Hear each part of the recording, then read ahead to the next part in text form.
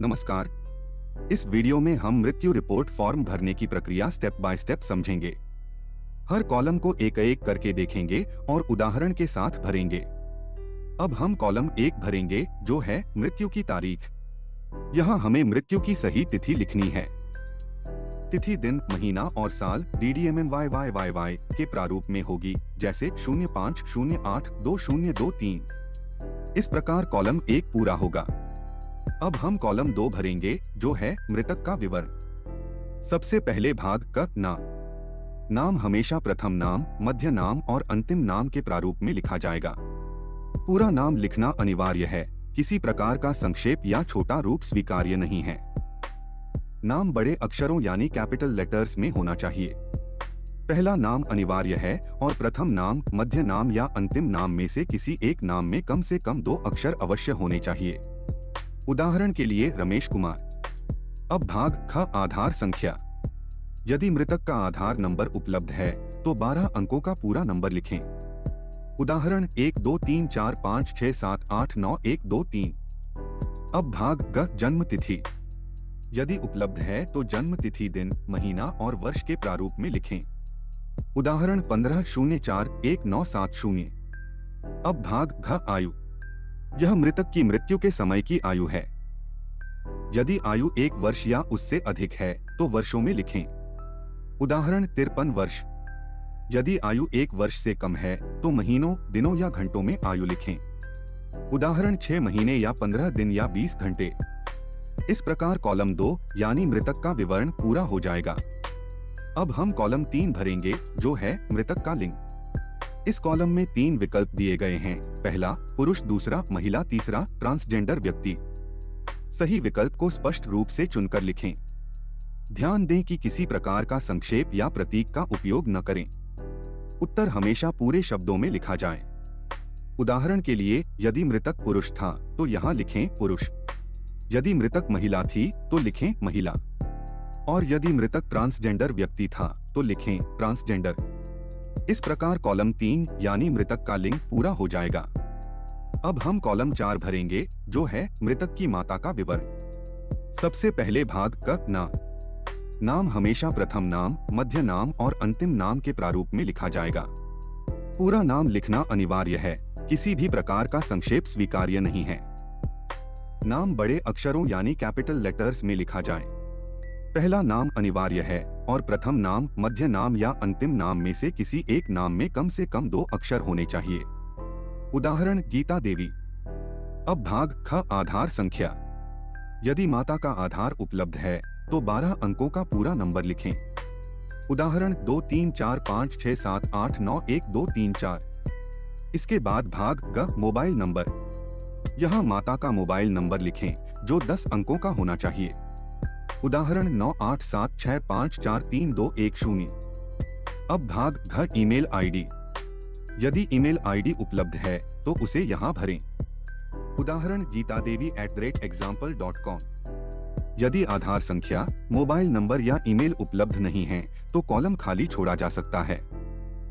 इस प्रकार कॉलम 4 यानी माता का विवरण पूरा हो जाएगा। अब हम कॉलम 5 भरेंगे, जो है मृतक के पिता का विवरण। सबसे पहले भाग का नाम हमेशा प्रथम नाम, मध्य नाम और अंतिम नाम के प्रारूप में लिखा जाएगा। पूरा नाम लिखना अनिवार्य है, किसी प्रकार का संक्षेप या छोटा रूप स्वीकार्य नहीं है। नाम बड़े अक्षरों यानी कैपिटल लेटर्स में होना चाहिए। पहला नाम अनिवार्य है और प्रथम नाम, मध्य नाम या अंतिम नाम में से किसी एक नाम में कम से कम 2 अक्षर अवश्य होने चाहिए। उदाहरण मोहनलाल। अब भाग ख, आधार संख्या। यदि पिता का आधार उपलब्ध है तो यहाँ 12 अंकों का पूरा नंबर लिखें। उदाहरण 3 4 5 6 7 8 9 1 2 3 4 5। इसके बाद भाग ग, मोबाइल नंबर। यहाँ पिता का मोबाइल नंबर भरें। नंबर हमेशा 10 अंकों का होना चाहिए। उदाहरण 9876501234। अब भाग घ, ईमेल आईडी। यदि ईमेल आईडी उपलब्ध है तो उसे यहाँ लिखें। उदाहरण mohanlal@example.com। यदि आधार, मोबाइल नंबर या ईमेल आईडी उपलब्ध न हो तो कॉलम खाली छोड़ा जा सकता है। इस प्रकार कॉलम 5 यानी पिता का विवरण पूरा हो जाएगा।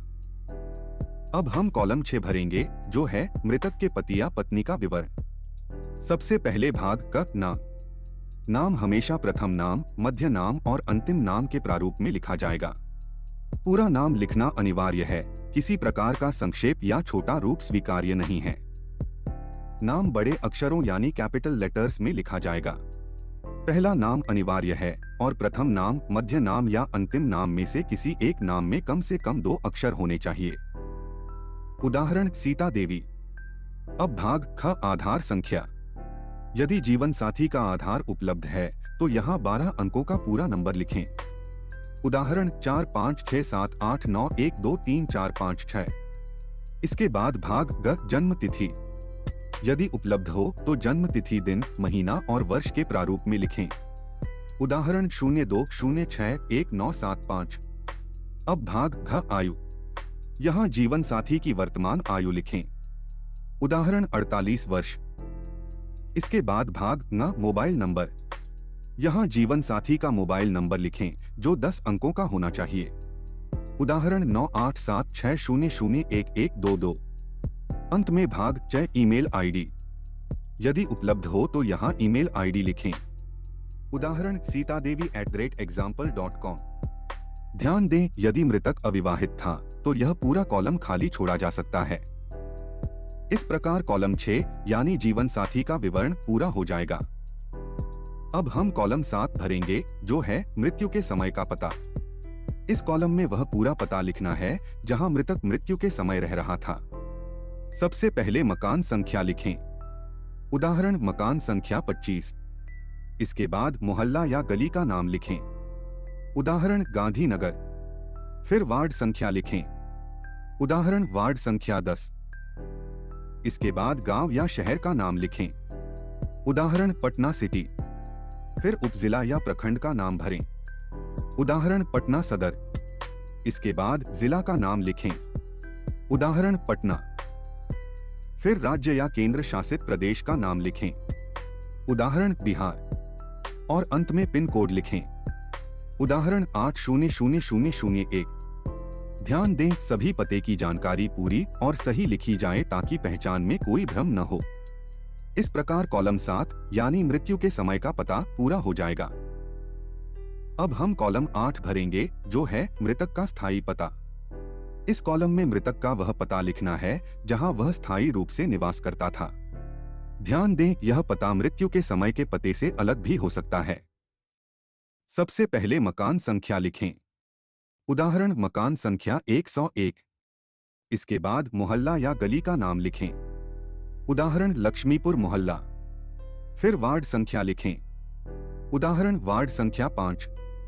इसके बाद गांव या शहर का नाम लिखें। उदाहरण बख्तियारपुर। फिर उपजिला या प्रखंड का नाम भरें। उदाहरण बख्तियारपुर। इसके बाद जिला का नाम लिखें। उदाहरण पटना। फिर राज्य या केंद्र शासित प्रदेश का नाम लिखें। उदाहरण बिहार। और अंत में पिन कोड लिखें। उदाहरण 803212। ध्यान दें, स्थायी पते में सभी विवरण पूरे और सही होने चाहिए।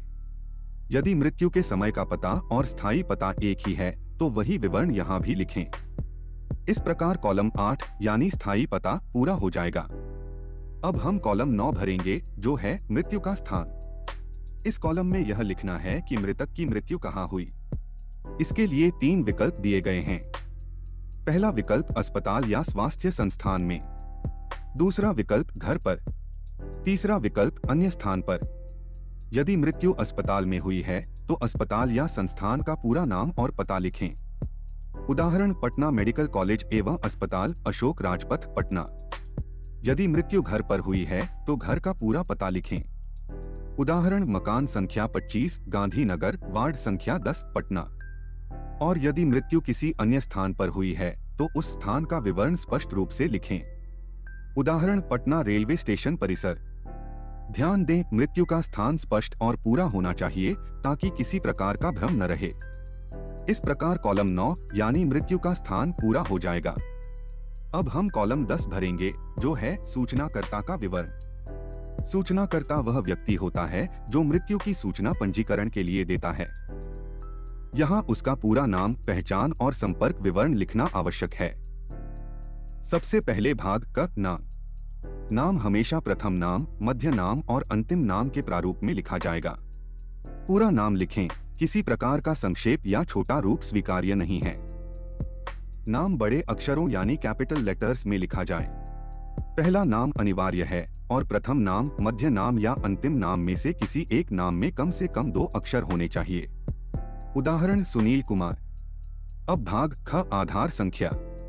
यदि उपलब्ध हो तो सूचनाकर्ता का 12 अंकों का आधार नंबर लिखें। उदाहरण 567892345667। इसके बाद भाग ग मोबाइल नंबर। यहाँ 10 अंकों का मोबाइल नंबर लिखें। उदाहरण 9876098765। अब भाग घ ईमेल आईडी। यदि उपलब्ध हो तो सूचनाकर्ता की ईमेल आईडी लिखें। उदाहरण sunilkumar@example.com। फिर भाग न पता। पता स्टेप बाय स्टेप लिखा जाएगा। सबसे पहले मकान संख्या। उदाहरण मकान संख्या 15। इसके बाद मोहल्ला या गली का नाम। उदाहरण गांधीनगर। फिर वार्ड संख्या। उदाहरण वार्ड संख्या 3। इसके बाद गांव या शहर का नाम। उदाहरण पटना। फिर उपजिला। उदाहरण पटना सदर। इसके बाद जिला। उदाहरण पटना। फिर राज्य या केंद्र शासित प्रदेश का नाम। उदाहरण बिहार। और अंत में पिन कोड। उदाहरण 800001। ध्यान दें, सूचनाकर्ता का विवरण सही और स्पष्ट होना चाहिए क्योंकि आगे संपर्क के लिए इसी का उपयोग होगा। अब हम कॉलम 11 भरेंगे, जो है मृतक का निवास स्थान। इस कॉलम में मृतक का वह पता लिखा जाएगा जहां वह स्थायी रूप से रहता था। यह पता मृत्यु के समय के पते से अलग भी हो सकता है। सबसे पहले शहर या गांव का नाम लिखें। उदाहरण लक्ष्मीपुर गांव। इसके बाद उपजिला या प्रखंड का नाम लिखें। उदाहरण बख्तियारपुर। फिर जिला का नाम भरें। उदाहरण पटना। इसके बाद राज्य या केंद्र शासित प्रदेश का नाम लिखें। उदाहरण बिहार। और अंत में पिन कोड लिखें। उदाहरण 803212। ध्यान दें, यहाँ का पता मृतक का स्थायी निवास दर्शाता है, इसलिए यह पूरी तरह सही और स्पष्ट होना चाहिए। इस प्रकार कॉलम 11 यानी मृतक का निवास स्थान पूरा हो जाएगा। अब हम कॉलम 12 से 15 तक भरेंगे। सबसे पहले कॉलम 12 धर्म। यहाँ मृतक का धर्म लिखा जाएगा। निर्देशानुसार विकल्प हैं हिंदू, मुस्लिम, ईसाई, सिख, बौद्ध, जैन या अन्य। उदाहरण हिंदू। यदि धर्म सूची में न हो तो अन्य लिखकर उसका नाम स्पष्ट करें। अब कॉलम 13 मृतक का व्यवसाय। यहाँ मृतक की आजीविका का स्रोत लिखा जाएगा। विकल्प हो सकते हैं किसान, मजदूर, नौकरी पेशा, व्यापारी, सरकारी कर्मचारी या अन्य। उदाहरण सरकारी कर्मचारी। इसके बाद कॉलम 14 मृत्यु से पूर्व मिली चिकित्सा सहायता। यहाँ यह लिखना है कि मृत्यु से पहले मृतक को किस प्रकार की चिकित्सा सहायता मिली थी। विकल्प हैं संस्थागत चिकित्सा, अस्पताल के बाहर अन्य प्रकार की चिकित्सा या कोई चिकित्सा सहायता नहीं। उदाहरण सरकारी अस्पताल। और अंत में कॉलम 15 क्या मृत्यु चिकित्सकीय रूप से प्रमाणित थी। यदि मृत्यु का कारण डॉक्टर द्वारा प्रमाणित किया गया है तो उत्तर होगा हाँ, अन्यथा उत्तर होगा नहीं। उदाहरण हाँ। इस प्रकार कॉलम 12 से 15 तक पूरा हो जाएगा। अब हम कॉलम 16 से 18 तक भरेंगे। सबसे पहले कॉलम 16 रोग का नाम या मृत्यु का वास्तविक कारण। यहाँ उस बीमारी या वजह का पूरा नाम लिखें जिससे मृत्यु हुई। यदि चिकित्सा प्रमाण पत्र उपलब्ध है तो उसी में दिए कारण को लिखें। उदाहरण हृदयाघात। अब कॉलम 17 यह कॉलम केवल महिला मृतक के लिए है। प्रश्न है क्या मृत्यु गर्भावस्था के समय, प्रसव के दौरान या प्रसव समाप्ति के 6 सप्ताह के भीतर हुई। यदि हाँ तो स्थिति भी स्पष्ट कर सकते हैं, जैसे हाँ प्रसव के समय। यदि नहीं तो केवल नहीं लिखें। अब कॉलम 18 धूम्रपान की आदत। यहाँ बताना है कि क्या मृतक धूम्रपान करता था। यदि हाँ तो कितने वर्षों से करता था, यह लिखें। उदाहरण हाँ 10 वर्षों से सिगरेट। यदि नहीं तो केवल नहीं लिखें। इस प्रकार कॉलम 16 से 18 तक पूरा हो जाएगा। अब हम कॉलम 19 से 21 भरेंगे। ये तीनों प्रश्न नशीली आदतों के बारे में हैं और हर प्रश्न में यदि उत्तर हाँ है तो कितने वर्षों से लिखना आवश्यक है। चलिए एक एक करके भरते हैं। कॉलम 19, यदि किसी रूप में तंबाकू, खैनी सुरती खाने के आदी थे, कितने वर्षों से? यहाँ बताइए कि क्या मृतक तंबाकू खाने का आदत रखता था, जैसे खैनी या सुरती? उदाहरण, हाँ 10 वर्ष से, यदि नहीं तो लिखें नहीं। कॉलम 20, यदि किसी रूप में सुपारी, कसैली खाने के आदी थे, कितने वर्षों से? यहाँ बताइए कि क्या मृतक सुपारी, कसैली खाने का आदत रखती था? उदाहरण, हाँ 5 वर्ष से, यदि नहीं तो लिखें नहीं। कॉलम 21, यदि मद्यपान करने के आदी थे, कितने वर्षों से? यहाँ लिखें कि क्या मृतक शराब पीने का आदी था? उदाहरण, हाँ 3 वर्ष से, यदि नहीं तो लिखें नहीं। इस प्रकार मृत्यु रिपोर्ट फॉर्म के सभी कॉलम स्टेप बाय स्टेप पूरे किए जा सकते हैं। ध्यान रखें कि सभी विवरण सही, स्पष्ट और पूर्ण हों। यही जानकारी मृत्यु प्रमाण पत्र जारी करने के लिए आधार बनेगी। इस वीडियो को देखने के लिए धन्यवाद।